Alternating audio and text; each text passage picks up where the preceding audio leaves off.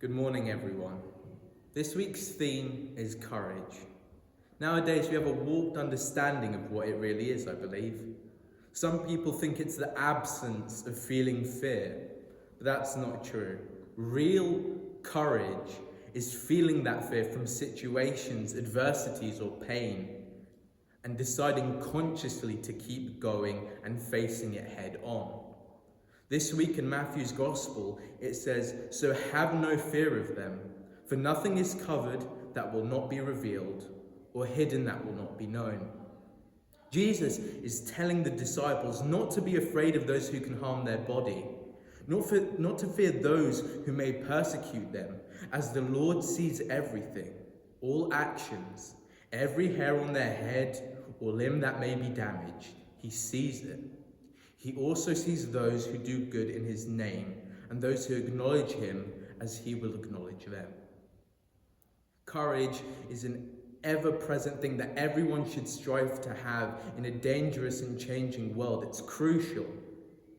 Not to say that life is awful and there is no good parts, but to know that adversity is inevitable and it is normal to feel fear. But letting it paralyze you, grounding you in place and stopping you from growing or progressing, that I believe is the most tragic and scary thing of all. Everyone has felt fear at least once in their life.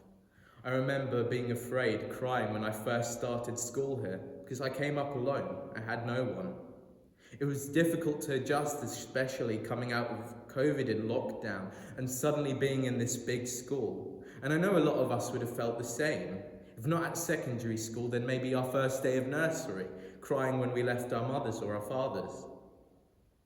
The thing about courage is that it's not a passive process. You don't become courageous over time by just existing or avoiding things. It comes from taking those first steps by putting yourself out there and attacking your fears and anxieties head on. By going out and finding solutions and wrestling with your demons. But it isn't always a grand and extravagant battle. Oftentimes it's just small steps. All the same, courage is courage, steps are steps, and progress is progress. If you feel these anxieties, pray.